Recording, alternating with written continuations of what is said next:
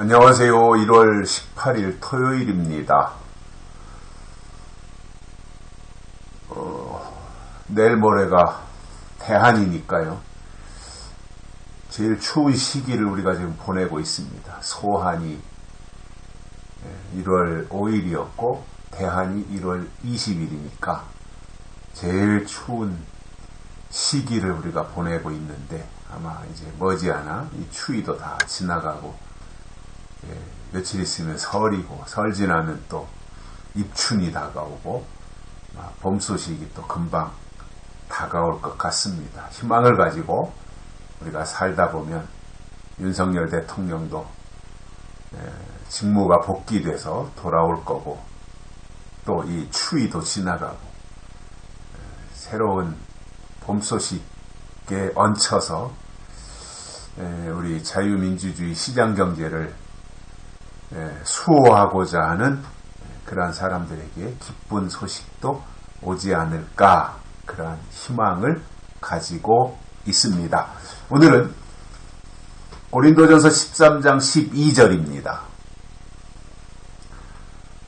우리가 이제는 거울로 보는 것 같이 희미하나 그때에는 얼굴과 얼굴을 대하여 볼 것이요. 이제는 내가 부분적으로 아나 그때에는 주께서 나를 아신 것 같이 내가 온전히 알리라. 아멘. 바울이 중요한 사실을 설명하지요. 그러면서 도입한 단어가 있습니다. 이제는 그리고 그때는 이제는과 그때에는에 어떤 차이가 있느냐라는 거예요. 그래서 이제는 거울로 보는 것 같이 희미하나. 지금은 그 말이죠.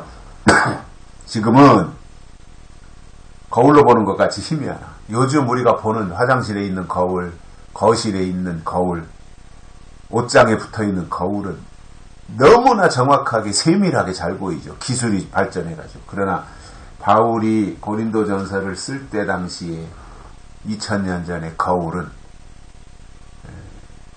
동으로 만든 거잖아요. 동.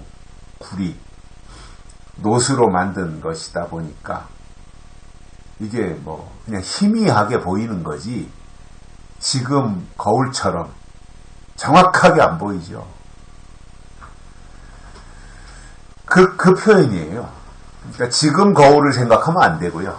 2000년 전의 거울, 동경 또는 석경 이런 정도의 거울. 우리 어렸을 때 색경 했죠, 거울을. 그게 무슨 말인지 몰랐어요. 그냥 거울이 색경인 줄 알았는데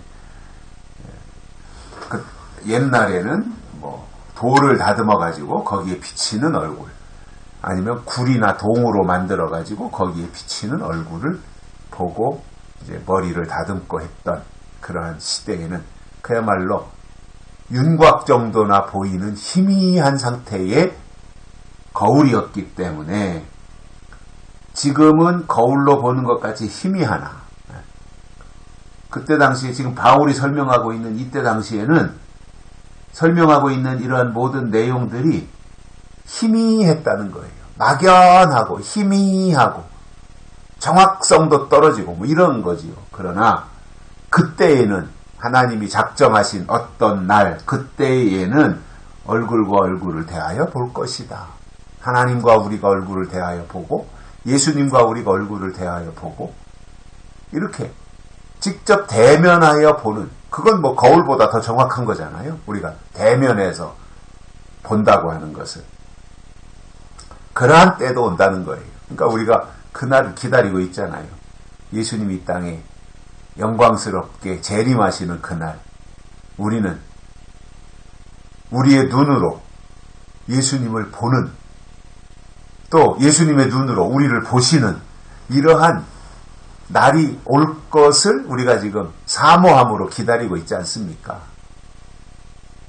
그러니 얼굴과 얼굴을 대하여 보는 이것이 얼마나 기대가 되는 날짜가 되겠어요. 그 날이 얼마나 기대가 되는 날이에요. 직접 얼굴을 대면하여 볼 수 있게 되는 날이니까. 그리고 이 말 자체가 뭐예요? 희미하다는 것이 아니라 너무나도 선명하다라고 하는 표현이지 않습니까? 이것이. 직접 대면한다고 하는 것을 선명하게 그대로 있는 그대로를 다 정확하게 볼 수 있는 그 정도로 투명한 이 상태를 설명해 주고 있는 것이지요. 또 이제는이 또 한 번 나오잖아요. 이제는 지금은 내가 부분적으로 알고 있다라는 거예요. 지금 우리가 알고 있는 하나님에 대해서 알고 있는 이것은 일부분이라는 거죠. 일부분. 그래서 지금 알고 있는 것은 부분적인 지식에 불과하다는 거예요. 뭐 대단한 것 같아도 일부분을 아는 거예요. 그야말로 뭐 장님이 코끼리 다리 만지듯이 그렇게 뭐 부정확하다는 거잖아요. 정보가. 한 부분이라는 거잖아요. 이게 전체를 다 볼 수 있어야 되는데 부분만 보고 말하다 보니까 정확성은 떨어질 수밖에 없잖아요. 지금은 그렇다는 거예요. 지금은. 부분적으로 알고 있지만 그때에는 하나님이 정하신 어느 날, 그때가 되면 주께서 나를 아신 것 같이 내가 온전히 알리라. 온전히 알게 되는 그날이 온다는 거예요. 그래서 그것이 얼마나 멋진 일이에요. 주께서 나를 아신 것처럼 내가 온전히 알리라.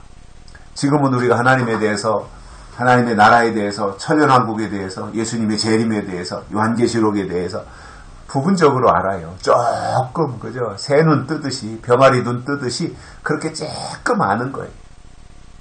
그러나 그날이 되면, 하나님이 작정하신 그날이 되면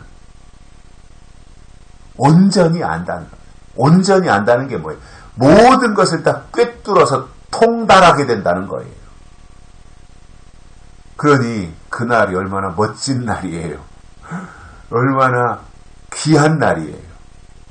무엇과 바꿀 수 없는 가장 소중한 날이 되지 않겠습니까?